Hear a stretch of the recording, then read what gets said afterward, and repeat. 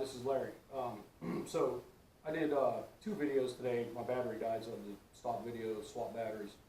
On my 2017 Husqvarna HU800AWD something W or something, AWD all-wheel drive.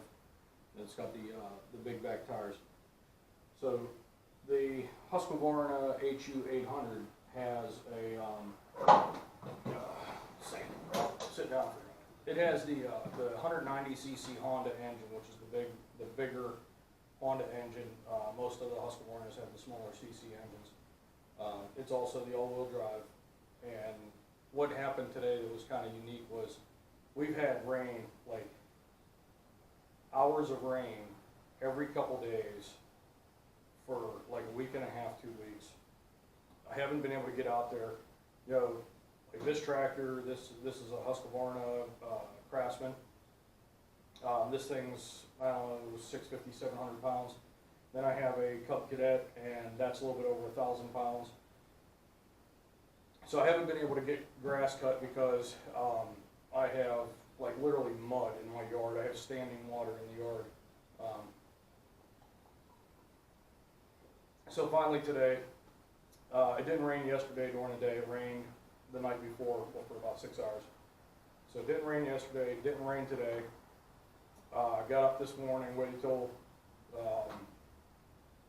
1 or so in the afternoon, or maybe it was noon, and I decided, well, I can't drive these up in my yard in front of the house, so instead what I was going to do is just, instead of using the push mower for trimming, which is what I normally do, I would push mow just like I have a steep bank and around some landscaping stuff. I usually, fire that thing up, I run around for 15 minutes or so, and I'm done. Instead today, I push mowed everything in front of the house. And it was so wet that the push mower tires were actually sinking into the mud. My shoes were soaked. The grass was surprisingly cutting well. Now I have the Husqvarna factory blade. I don't have the gator blades on it. So what I do is I take the factory blade, I heat it up, I kick the fan blade on the backside up a little bit and twist forward on the outer part to give it more vertical lift and also to pull inward, not allow air to push outward. So I'm trying to suck air up and towards the center spindle. I think it helps. I don't know, I've been doing it for a while. So the grass today, again, was very high. I was probably cutting every bit of 3 inches, maybe more. I was rolling through mud that the tractor tires, the weight of the push mower tires were sinking into the mud. The weight of the push mower was so much that it was sinking into the mud. Once, you don't see it in the video, but there was once that I actually, my feet went out from under me and I fell on the bank. Just horrible cutting situation. And what the point of the video was showing you that, now I did put the discharge chute on, which normally I don't. Normally I cut my grass twice a week. I keep the lawnmower in mulch mode with the door shut. Today I opened the door and put the discharge chute on, and even that was clogging up horribly. But you'll see me in the video. I'll take the handle and I'll bounce it front to rear, bouncing it off the ground, shakes the deck and knocks grass loose and lets the blade hit it and discharge it. I had to do that constantly today because it was just such wet, mucky, shitty grass that was being cut. But the cut quality of the Husqvarna HU800 is phenomenal. Now, one thing that I know, and I knew before I bought it, a lot of people complain. If you go onto Husqvarna's own website and you read the reviews on the HU800AWD, you'll see the reviews are horrible on it as far as people having issues with 2 things. One is they have, I believe it's the left rear wheel falls off. It was held on by an E-clip. Now mine's a 2017. It is not held on by an E-clip. Mine has a lock nut on each of the 4 wheels. So Husqvarna reacted to that in some fashion and made sure that that wouldn't happen. The other 2 things, I guess you could say, that people talk about. One, the drive system for the all-wheel drive failing on them, and the other being the powdered metal, they call it the blade adapter, but what it does goes on the crankshaft of the engine, brings the crankshaft, it's driven through keyway to the powdered metal adapter, which is like a cylinder with a larger diameter flange on the end, and that has a star on it, and the blade goes up onto the star, and then you tighten your nut up to 40 foot-pounds. If you don't use a torque wrench and you hit that thing with an impact, you are just going to rip the threads out. It's powdered metal. It's not the greatest, it's not like some great forging or something like that. I've had the blade on and off. I sharpen my blades regularly. I keep them very sharp. I use a torque wrench. I've never had a problem there. The all-wheel drive. Now, how that works is your crankshaft is in the center. Okay, so your crankshaft spinning by the engine. Then you have two idler pulleys that are offset from the center line, so the belt wraps the crankshaft and then goes out around the idler, goes to the rear and goes to the front. Now the front axle and the transmission, I'll call it the plastic gearbox, is in a fixed location. That doesn't move at all. Okay, so the belt goes around the crankshaft and it goes out to the front axle, out to the rear axle. Now the rear axle has a coil spring, and the coil spring is pulling the transmission assembly forward towards the crankshaft. So as you can imagine, the belt makes this loop, right? Crankshaft, two idlers, out around your two transmissions, but the transmission is tilted in, leaving slack in the belt. So the crankshaft is spinning, but it's not grabbing the belt. Now, when you hold on to the Husqvarna handles and you pull your levers back, you can pull one, you can pull the other, you can pull both, it's the same thing. What that does is that rear axle, here's your engine center line right here, here's your crankshaft, okay, here's the pulley, the belt's loose on the pulley. As you pull that cable, it rotates back, and as it rotates back, it pulls that belt tight. So now they call it a your pace or something to that effect, meaning that they're trying to say that you can run whatever speed you wish to run. My personal belief is that is an incorrect statement, and the reason why is if you were to pull the cable to pull that transmission back, to apply tension to the belt enough to get to a slower speed than full speed, the belt is slipping. The crankshaft is always spinning at the crankshaft RPMs. The only way you can modulate speed on this is to slip and burn the belt. So what I do, I typically pull, get it moving, and let go. Now if I'm on an uphill, I pull it and hold it all the way, and I use the torque of the engine to pull the thing. What I do not do is try to modulate the speed through governing how much I apply the belt tension. So that's one reason why I could see people having problems. They would have problems because they would be trying to modulate the speed through the use of the levers. They would be smoking that belt. The second thing is there's a plastic cover around that crankshaft snout and that what they call blade adapter, that powdered metal blade adapter. So there's a cover there, and as you're mowing and you're mulching, you end up getting a lot of mulch debris up inside of that cover. It's kind of like a bowl with a hole cut in the center for the spindle to come through. As you get debris in there, the airflow to the bearings on the idler pulleys is very limited. So what I try to do, and I do it on the decks on my garden tractors, and I do it on my push mowers, I pressure wash them every spring. I get them real clean, and I use a product called fluid film. You can buy it on Amazon. It's around $10 for an aerosol can. One aerosol can will do easily 2 to 3 push mowers. I would get 2 cans if I was going to do 2 garden tractors like this. But pressure wash it, scrape it, get it clean, get it down to bare paint, bare metal, whatever have you, and pull the deck off to do this, and then spray it with your fluid film, which is a paraffin-based wax.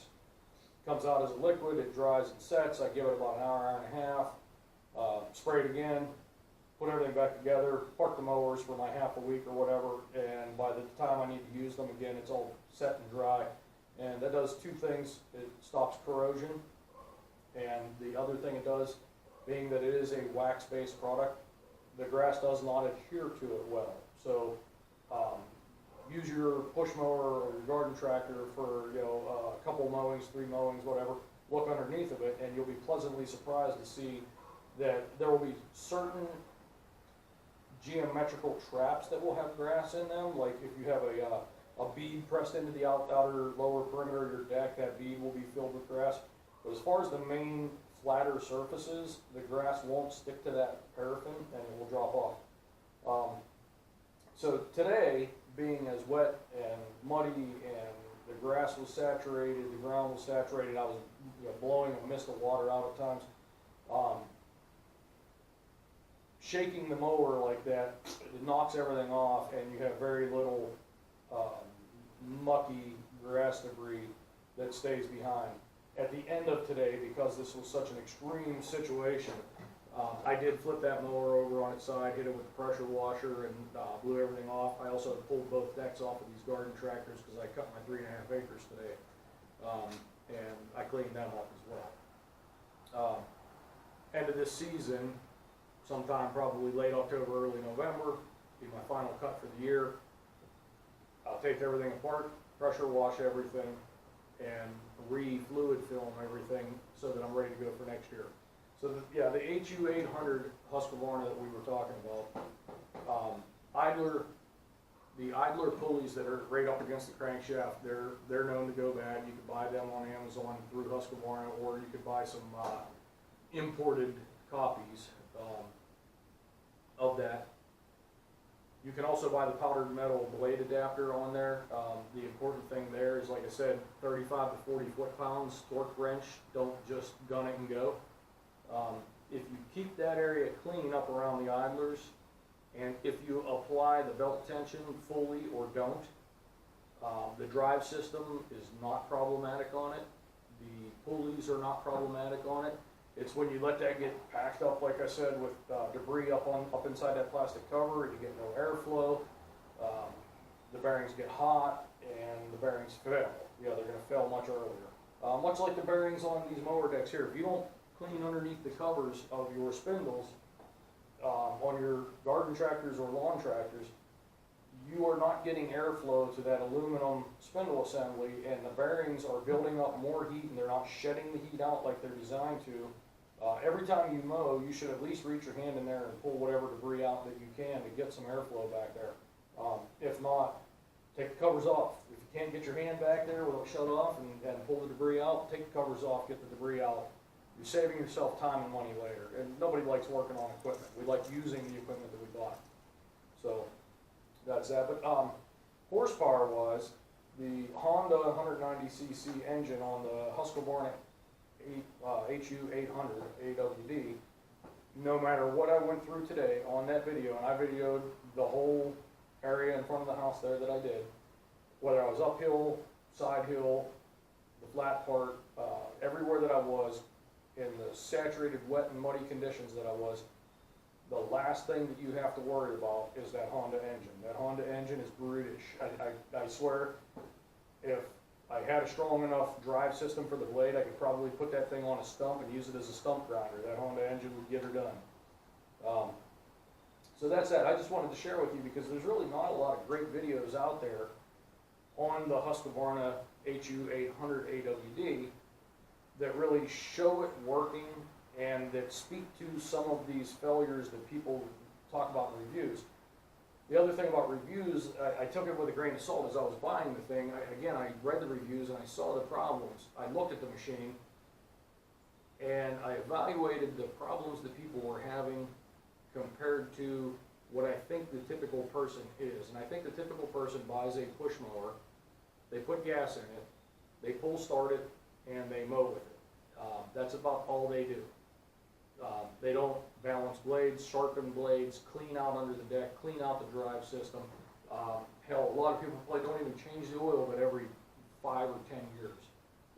I run AMSOIL synthetic. You can see the stickers on my tractor. I run AMSOIL synthetic in pretty much everything. I've always said if they made AMSOIL synthetic that I could use on my wife at night, I'd probably buy that too. They don't make that product yet. But every engine, every internal combustion engine that I have, aside from my new Kubota, is full of AMSOIL. Every transmission, every differential, everything that I have. My Yamaha Rhino, that thing is 11 years old. That has AMSOIL in the differentials everywhere, always has. The Kubota, I'm sticking with Kubota branded OEM fluids and filters, at least for now. So it gets the Super UD2 in the transmission, UDT2, sorry. It gets their oil and it gets their filters all around, and I even use their gear lube in the front axle for now. I don't think I'm going to put their gear lube in the front axle again. I'm going to swap that over to AMSOIL, but I will continue with the Super UDT2. Engine, I'm not sure on the B2650. I'm probably going to leave the Kubota branded fluid and probably go to AMSOIL in that diesel engine as well. But yeah, HU800. I'm very happy with it. It does what I want. I do maintain my equipment. I clean my equipment. I change fluids in my equipment. I inspect my equipment. I sharpen and balance my blades. I make sure that everything is in the condition that it should be. I do visual inspections and make sure that everything's right. I grease every fitting that can be greased. If you're a person like me and you're looking, you know, I was looking at the Honda, what is it, HRX217 or something. It's like $650 for the non-battery start, and it goes up to around $800 for the battery start. And it has a poly deck on it versus a steel deck on the Husqvarna. I really thought about it. These are $500 for the Husqvarna, and I felt that for the type of person I am and the type of maintenance that I do, the poly deck really didn't mean anything to me. Nothing rusts out on me because I maintain things in such a clean manner, and I will repaint if paint is damaged. And I use the fluid film. So the poly deck didn't really buy me anything. The Honda engine, well, I have the Honda engine, so that didn't really buy me anything. Going up to the $800 version of the Honda push mower with the battery start, you know what, I'm 47 years old, I can pull start, and I'm good to go. For the next 20 years, I think I can pull start a lawnmower.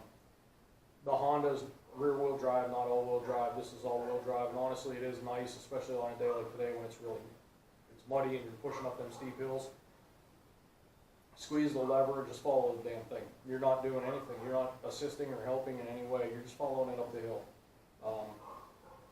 So at the end of the day, I think that the savings of $300 compared to the top of the line Honda, or the savings of $150 for the pull start version, I think the Husqvarna will probably do me fine.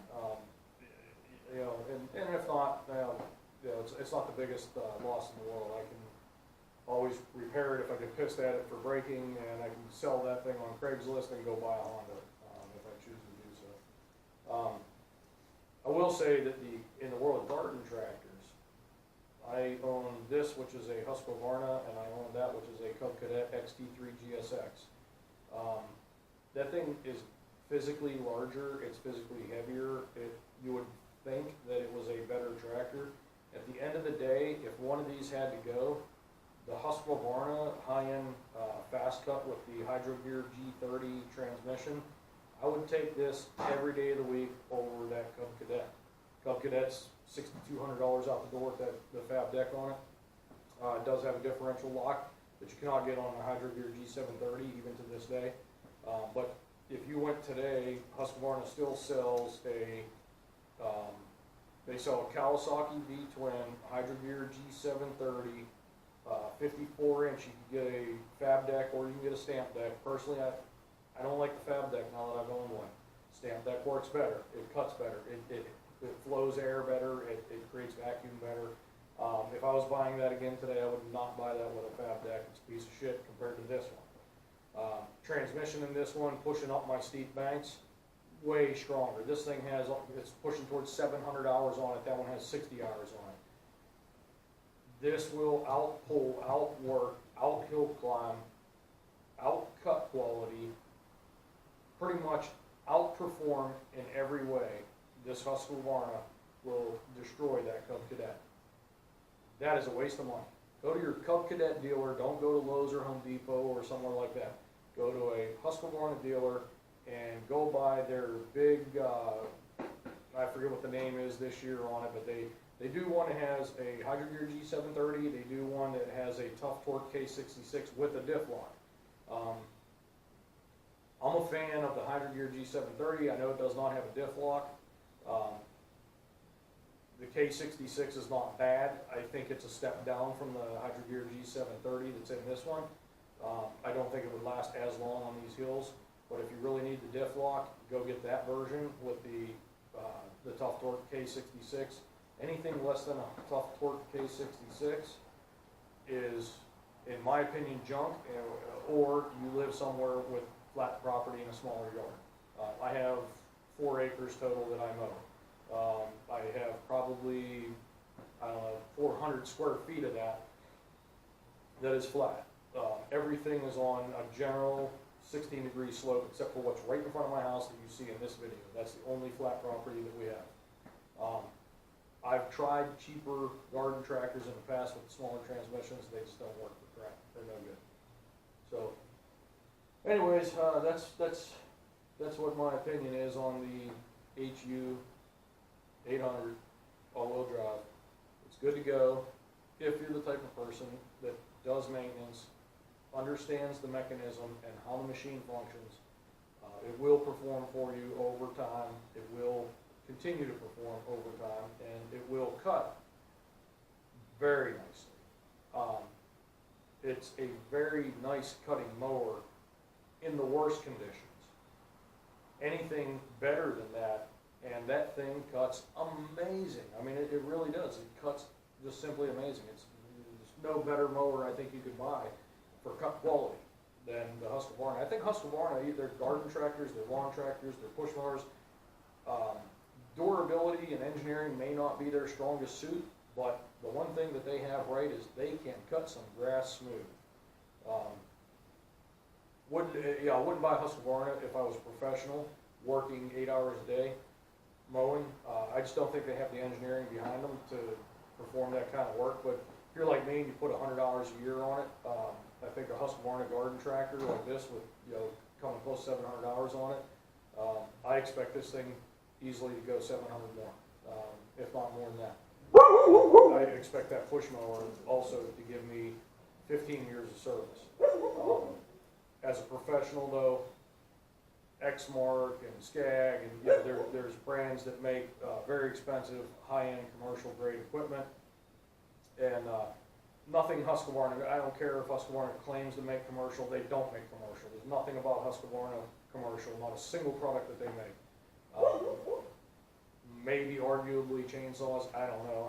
I'd take a Steel over Husqvarna personally every day. But for a homeowner like me, I just have 15 acres here, 4 of it's grass.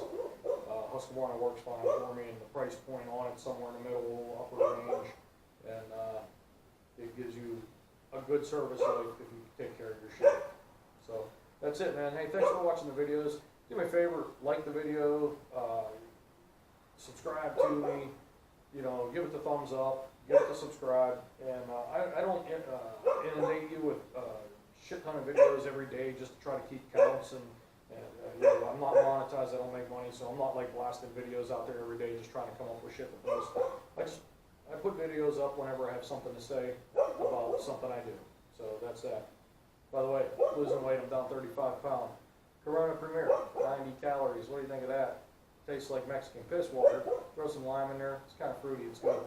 But yeah, blood pressure's down. Cholesterol, no meds. Clothes are all falling off me too big. I went from like 208 down to 171 now, 5'7". So yeah, this is one of my ways of doing it because I'm not going to stop drinking beer. So at least I'm going to drink beer. I'm going to drink Mexican piss water for 90 calories. All right, man. Tractor on. Thank you, guys.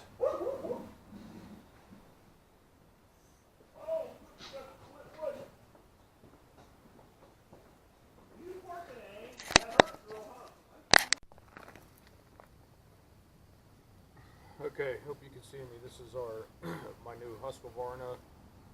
This is the HU800 all-wheel drive It's got the Honda 190cc engine. Our grass, it's been raining horribly here. The grass is way too high. I put the side chute on. I don't normally cut with the side chute. I use the mulch, but it's just way too high up, especially up top. And it's going to be mud and standing water while I'm cutting, but I have no choice. So it hasn't been started in a couple weeks. I always take these auto chokers. I like to pull through slow twice. I feel that primes it. I learned that on my Briggs & Stratton Husqvarna that I had before.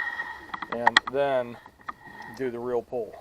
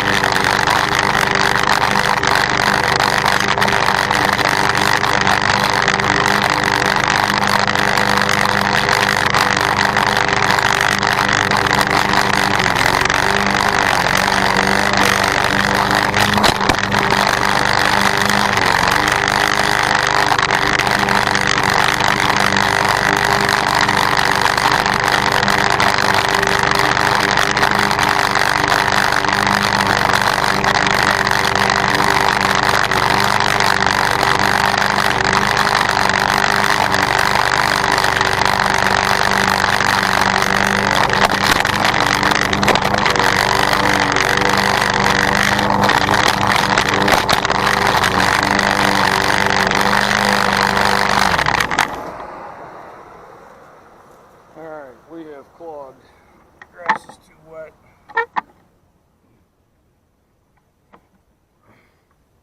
And this is what you're getting out of the chute.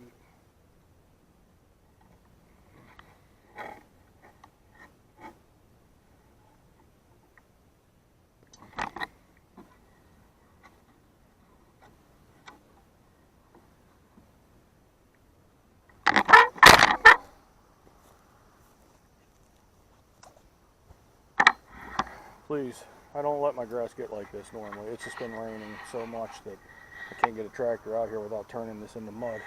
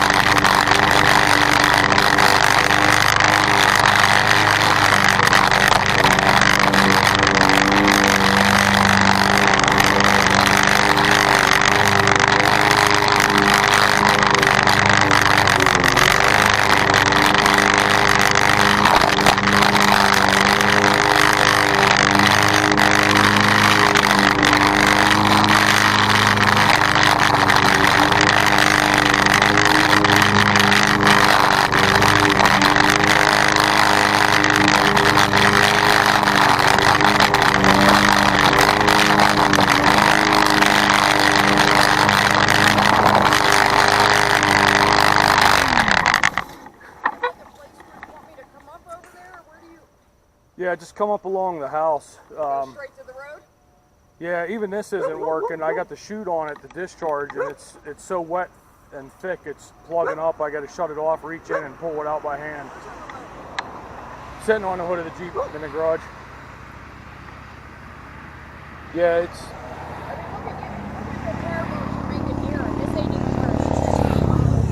No, I know. You're sure you want me to come up through the field or side yard? We're good to do it? Yeah, I mean, you're going to bring mud up, but it'll be what it'll be. Don't come over here. So come up, okay. Yeah, I'm just going to push mow all this, and then I don't know what we're going to do about this train wreck out here, all the clumps. We're going to have to rake it, put it in the rhino. Go get the bagger. Put the What bagger? I would go 10 feet and have to just stop and empty the bag. Bagger only holds a couple bucketfuls. It's better than raking. If I had the bagger, I'd have to have you and the rhino beside me, and I'd honestly move 20 feet, empty the bagger, 20 feet, empty the bagger. Yeah. He's in the house. It's insane. I don't like this.